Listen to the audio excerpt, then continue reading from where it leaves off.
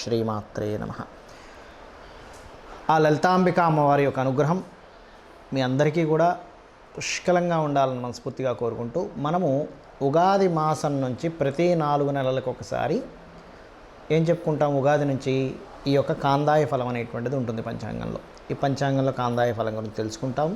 మరియు ఆ కాందాయ ఫలంలో ధనలాభం ఉందనుకోండి హ్యాపీ, సమంగా ఉన్నా కొంతవరకు హ్యాపీ. కానీ శూన్య ఫలములు ఉంటాయి, అందులో రోగ భయము, భీతి, హాని ఇట్లాంటివి ఉంటాయి. ఇలా ఉన్నప్పుడు దేని ద్వారా రాబోతుంది, ఆ యొక్క విషయాల్ని పరిపూర్ణంగా తొలగించుకోవడానికి అమ్మవారి నామం కానీ, చిన్నపాటి ఇంట్లో మీరు కూర్చొని చేసుకునే జపం కానీ, చిన్నపాటి దానం ద్వారా మీరు పరిపూర్ణంగా ఏ రకంగా మీరు ఆనందంగా ఉండగలుగుతారనేటువంటి విషయాన్ని ఒక్కొక్క నక్షత్ర పరంగా మనం తెలుసుకుందాం.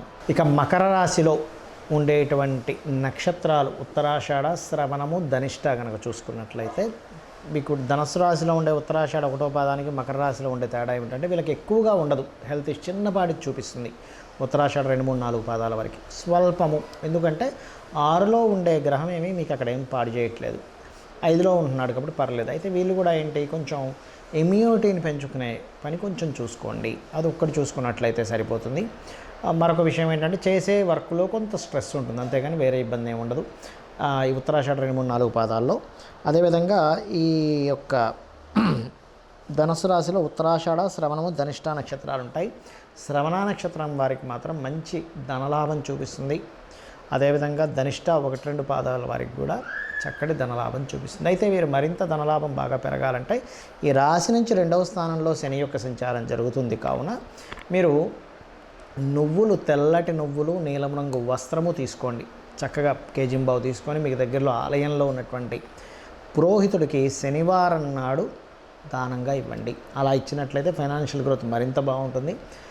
అలాగే మరొక విషయం ఏంటంటే, ఇక్కడ ఈ మకర రాశి వారికి పుణ్యక్షేత్ర దర్శనాలు పెరుగుతాయి ఈ 4 నెలలు కూడా, అంటే ఈ సంవత్సరం అంతా చూపిస్తుంది. అదేవిధంగా కాస్త 3వ స్థానంలో రాహు ఉన్నందుకు కొంచెం ధైర్యంగా కొన్ని పనులు చేయగలుగుతారు. రావాల్సిన డబ్బులు కొంచెం ఆగుతూ వస్తూ ఉంటాయి, దాని గురించి టెన్షన్ ఏం పడకండి. అయితే మీకు ఫైనాన్షియల్గా మరింత గ్రోత్ రావాలి, అందులో ముఖ్యంగా ఉత్తరాషాఢ నక్షత్రం వారికి అని అనుకున్నట్లయితే బిల్వపత్రంని శివుని మీద పెట్టి నమశివాయ మంత్రము, మరియు అదేవిధంగా వెంకటేశ్వర ఓం నమో వెంకటేశాయ, లేనట్లయితే ఓం నవవిద్రుమ బింబశ్రీ న్యక్కార్య రదనచ్చదాయే నమః అని నామస్మరణ చేయండి. మకరం వారు, అందులో ముఖ్యంగా ఉత్తరాషాఢ నక్షత్రం వారికి మరింత ధనయోగాన్ని ఇస్తుంది ఈ మంత్రం అనేటువంటిది. అదేవిధంగా గోవుకి వీలైతే పిడికెడు బెల్లం తినిపించండి. దీనివల్ల ఏమవుతుందంటే, 2వ స్థానంలో ధనస్థానంలో ఉన్నటువంటి ఆ యొక్క ఫైనాన్స్ స్థానంలో ఉండే శని యొక్క ప్రభావం పూర్తిగా తగ్గుతుంది. అది కూడా మీరు దేశీవాలి గోవుకు తినిపించండి. దేశీవాలి గోవుకి శనివారం నాడు బెల్లం తినిపించినట్లయితే శని సంబంధించినటువంటి అనుగ్రహం కలుగుతుంది, మీ పూర్వజన్మలో చేసినటువంటి కర్మ తొలగుతుంది దీని ద్వారా. చాలామంది నన్ను అడుగుతున్న విషయం ఏంటంటే, ఏమండి మాకు జన్మజాతకం లేదు, నక్షత్రం తెలియదు, రాశి తెలియదు, మా వాళ్ళు రాశారు కానీ ఇక్కడ మిస్ అయిపోయింది, మేమేం చేసుకోవాలి, ఈ కాందాయ ఫలాలు తెలుసుకుందామంటే కనీసం నక్షత్రం, రాశి తెలుసుకుంటేనే కదా అంటే, శాస్త్రంలో ఇలాంటి విషయాలకి చాలా స్పష్టంగా కొన్ని విషయాలు చెప్పింది. ఏమిటది అంటే, నీకున్న సమస్య ఏమిటి, ఆ సమస్యకి నువ్వు పరిష్కారం ఏం చేసుకోవాలంటే సింపుల్. ఎలాగంటే, ఇప్పుడు చూడండి, మనకి తలనొప్పి వచ్చింది, మెడికల్ షాప్కి వెళ్ళి బాబు తలనొప్పి ట్యాబ్లెట్ ఇవ్వంటే తలనొప్పి ట్యాబ్లెట్ ఇస్తాడు, వేసుకుంటే తగ్గుతుంది. అజీర్ణంగా ఉంది, ఈనో వేసుకుంటాం. లేకపోతే ఇంకోటి ఏదో ఇబ్బంది అంటే వైటమిన్స్ తగ్గాయి, రకరకాల ఇబ్బందులు ఉంటాయిగా, ఆ విషయం చెప్పంగానే ఆ మెడికల్ షాప్ అతను, ఆ డాక్టర్ గారు ఒకటి రాసిస్తారు. అన్నిటికీ మీ ఎక్స్రే రిపోర్ట్ అవసరం ఉండదు. మరి అలాంటప్పుడు ఈ నవగ్రహాలు ఏ విషయాల్లో ఏ చేసుకోవాలో చెప్తాను నేను మీకు, మీ సమస్యను బట్టి. ఇప్పుడు చూడండి, కొంతమందికి సంతానం కలగదు, లేకపోతే అధికారులతో బాగా ఇబ్బంది ఉంటుంది, లేనట్లయితే నేమ్ అండ్ ఫేమ్ డ్యామేజ్ అయిపోతున్నాయన్న బాధ ఉంటుంది. ఎలా అంటే, అయ్యో నేను ఏమీ ఇబ్బంది పెట్టకుండానే అవతల వ్యక్తికి ఇలా అయిపోతుంది ఏంటి నా పరిస్థితి అని. అంటే వీటన్నిటిని ఇచ్చే కారకుడు ఎవరు? సూర్యభగవానుడు.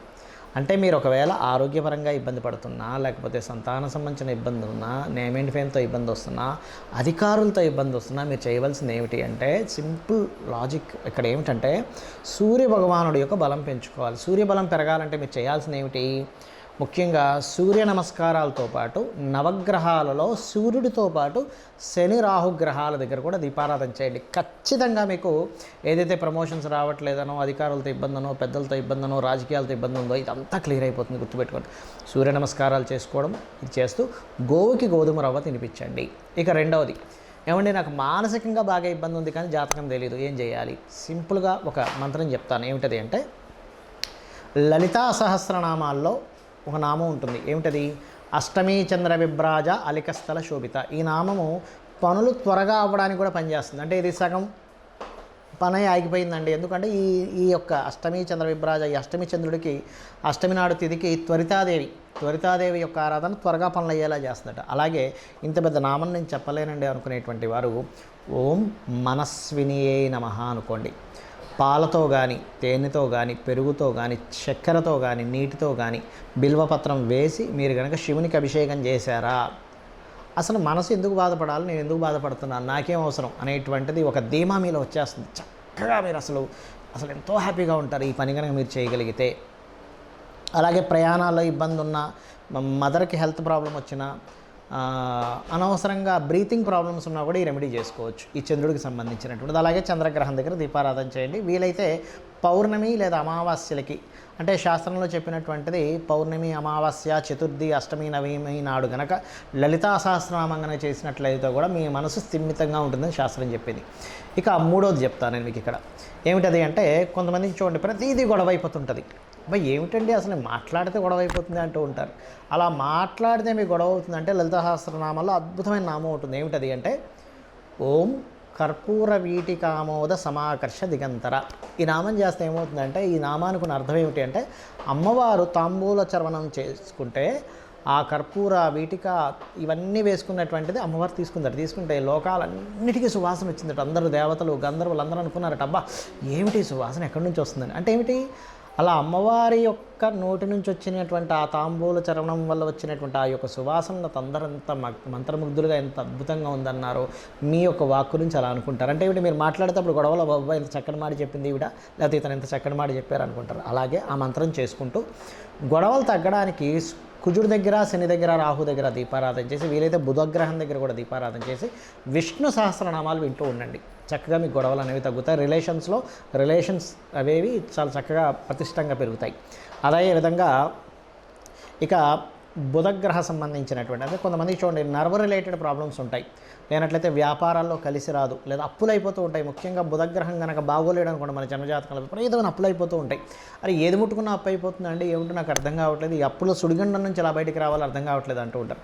అటువంటి వారికి ఒక చక్కటి నామం చెప్పింది శాస్త్రంలో. ఏమిటది అంటే ఓం అపర్ణాయే నమః. చాలా సింపుల్, చాలా త్వరగా పనిచేస్తుంది కూడా. ఎందుకంటే ఈ అపర్ణ అనే నామము లలితా సహస్రనామాల్లో అమ్మవారు శివుని కోసం ప్రార్థన చేస్తూ పర్ణములు కూడా విడిచిపెట్టింది. అంటే కనీసం ఎండిన ఆకును కూడా తీసుకోలేదట అమ్మవారు. ఆకుకి కారకుడు బుధుడు.